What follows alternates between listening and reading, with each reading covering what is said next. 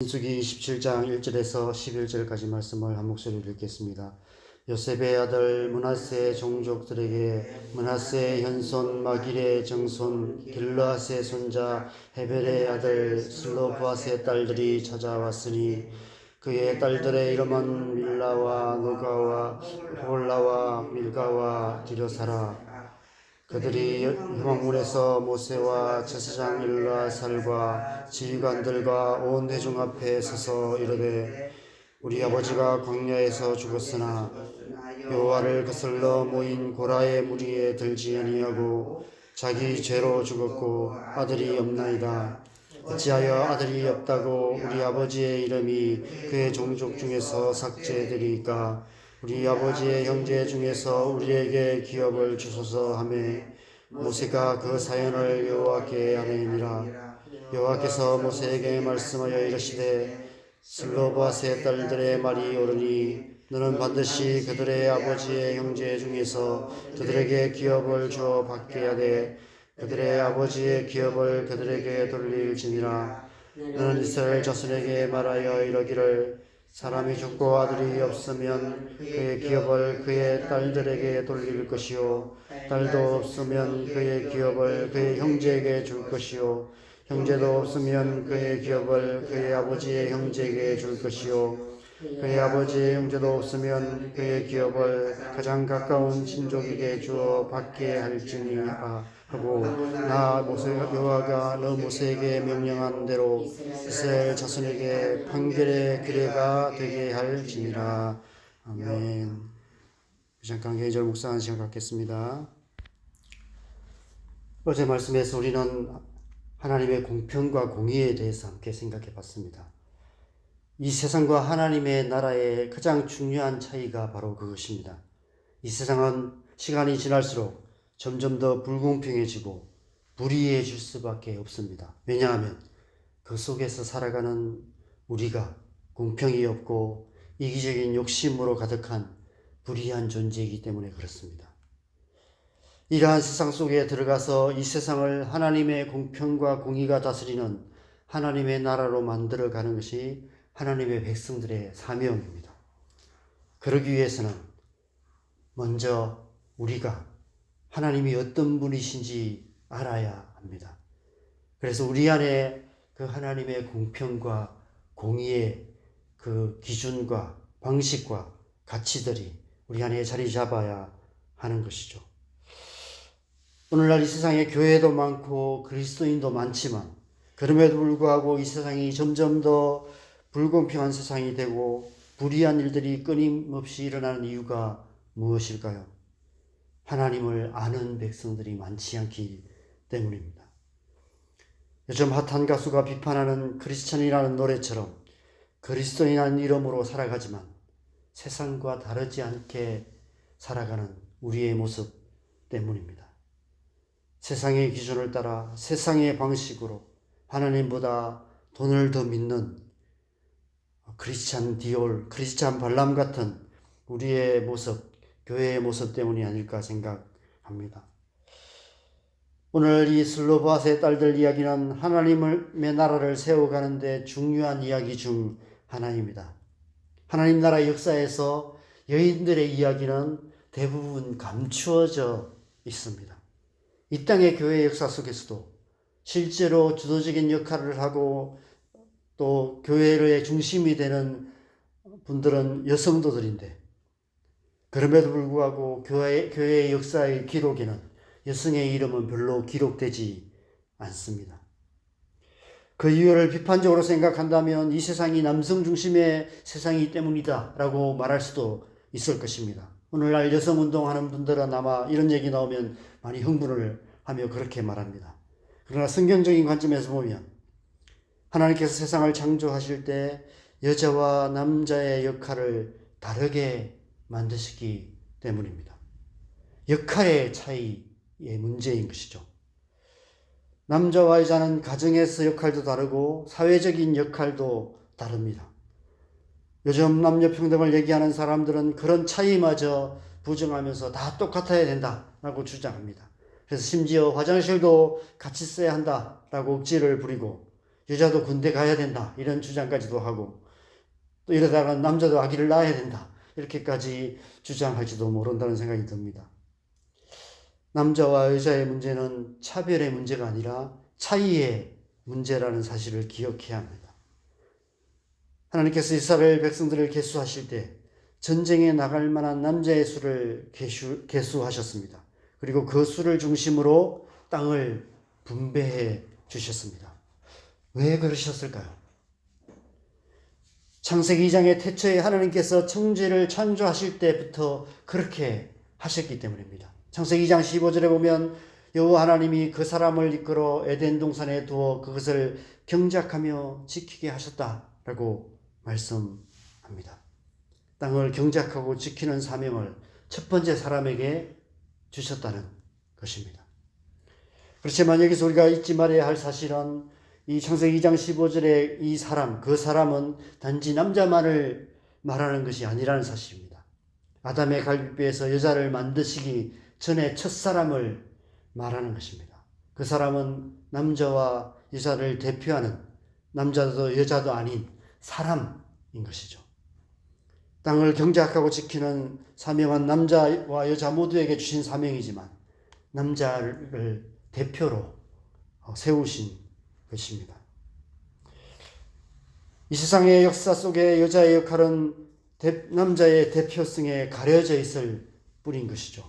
성경의 기록이 남성 중심의 역사로 기록되는 이유가 그 때문인 것입니다. 그럼에도 불구하고 역사적으로 중요한 때에 여성의 역할이 두드러지게 드러난 때가 성경에 많이 기록되어 있습니다. 오늘 슬로보앗의 딸들의 이야기도 마찬가지입니다. 슬로보앗의 딸들 이야기는 우리가 어떻게 이 세상을 공평과 공의의 하나님의 나라로 만들어갈 수 있는지, 차별이 없는 세상으로 만들어갈 수 있는지를 보여주는 이야기입니다. 예수님께서 천국을 비유하실 때 여러 관점에서 비유를 하셨는데 우리가 가장 잘 아는 비유 중에 하나는 겨자씨와 누룩의 비유입니다. 마태복음 13장 31절에서 33절에 보면 겨자씨와 누룩의 비유가 기록되어 있습니다. 또 비유를 들어 이르되 천국은 마치 사람이 자기 밭에 갖다 심은 겨자씨 한 알 같으니 이는 모든 씨보다 작은 것이로되 자란 후에는 풀보다 커서 나무가 되며 공중의 새들이 와서 그 가지에 깃들이느니라. 또 비유로 말씀하시되 천국은 마치 여자가 가루 스말 속에 갖다 넣어 전부 부풀게 한 누룩과 같으니라. 마지막 날에 완성될 천국은 요한계시록 말씀처럼 하늘로부터 임하시지만 이미 이 땅에 임한 천국은 겨자씨 한 알 같은 작은 것에서 한 사람으로부터 시작되어 자라나는 것이다라고 말씀하십니다. 여자가 가루 스말 속에 넣은 누룩 같은 것이라고 비유하실 때 예수님께서는 어쩌면 슬로보앗의 딸들을 생각하셨는지도 모른다는 생각이 듭니다. 오늘 이 슬로보앗의 딸들이 제기한 문제는 불공평과 불의의 문제였습니다. 그래서 새로운 상속법이 제정되는 결정적인 역할을 했다라고 성경은 기록하고 있습니다. 오늘 본문 2절을 보면 그들이 회막문에서 모세와 제사장 엘르아살과 지휘관들과 온 회중 앞에 서서 당당하게 자신의 의견을 표현하고 있는 것을 보게 됩니다. 어떻게 아들이 없다고 우리 아버지의 이름이 기업에서 사라지게 되는 것이 합당합니까? 이것이 공의입니까? 이것이 공평입니까? 라고 주장하고 있는 것을 보게 됩니다. 어떻게 이 여인들은 이럴 수 있었을까요? 지금부터도 훨씬 더 남성 중심의 사회에서 어떻게 자신들의 권리를 당당하게 주장하고 요구할 수 있었을까요? 게다가 3절 말씀을 보면 고라의 당의 죽음에 대해서 언급하고 있는 것을 보게 됩니다. 고라의 당이 모세와 아론의 권위를 거스르다가 끔찍한 죽음을 당하는 장면을 그들의 눈으로 똑똑히 보았습니다. 잘못하다가는 자신들도 죽임을 당할 수 있다는 두려운 마음이 있었을 것입니다. 그럼에도 불구하고 이 여인들이 이런 생명을 건 용기를 낼 수 있었던 것은 그 여인들 안에 하나님이 어떤 분이신지 아는 마음이 있었기 때문입니다. 하나님의 공평하심과 공의하심을 아는 여인들이었기 때문에 이런 용기 있는 행동을 할 수 있었던 것이죠. 마리아에게 처녀가 잉태하여 아들을 낳게 될 것이라는 천사의 계시가 있을 때 마리아가 생명을 걸고 하나님의 뜻에 순종할 수 있었던 것은 그가 하나님을 아는 여인이었기 때문입니다. 하나님 나라의 역사는 이렇게 하나님을 아는 여인들에 의해서 역사의 중요한 시점에 하나님 나라의 역사가 일어났던 것을 보게 됩니다. 저는 송명희 시인 간증 집회에서 주님을 만났습니다. 송명희 시인의 간증 가운데 고백하는 공평하신 하나님에 대한 고백의 찬양을 통해서 제 안에 하나님을 믿는 믿음이 생겼습니다. 그 이후에 제 삶이 변화되었습니다. 하나님 나라를 위해 살아가는 삶이 되었던 것이죠. 제가 사역하는 동안에 이 간증을 많이 했는데 저와 똑같이 송명희 시인 간증 통해서 하나님을 만났다는 분들을 몇 분 만났습니다. 아마 이 땅에 저와 같이 송명희 시인을 통해서 하나님을 만난 분들이 아마 수백 명, 수십 명, 수백 명은 되지 않을까 생각합니다. 하나님 나라는 그렇게 이루어집니다. 그가 남자든 여자든 상관없이, 그가 어른이든 아이든 상관없이, 그가 배운 자든 못 배운 자든 상관없이, 부자든 가난한 자든 상관없이 그가 하나님이 어떤 분이신지 아는 자라면 하나님은 그 사람을 통해 하나님의 나라를 이루어 가시는 것입니다. 이 세상은 차별을 만드는 세상입니다. 차별을 만드는 사람들로 가득한 세상입니다. 그런 이 세상에 하나님의 백성들은 차별이 아니라 차이를 만드는 사람들인 것 같습니다. 하나님이 어떤 분이신지 알고 세상과 다른 기준, 다른 방식, 다른 가치로 살아갈 때 이 세상을 하나님의 공평과 공의가 다스리는 하나님 나라로 만들어 갈 수 있는 것입니다.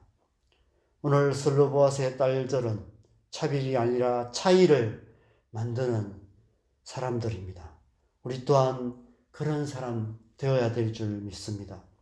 말라와 노아와 호글라와 밀가와 디르사, 이 이름들을 기억하시기 바랍니다. 성경은 이 이름을 기억하라고 그 아버지의 이름, 그 조상의 이름까지 이렇게 정확하게 기록하고 있는 것을 보게 됩니다. 이 여인들이 하나님 나라의 역사에 중요한 역할을 한 사실을 기억하라고 말씀하고 있는 것이죠.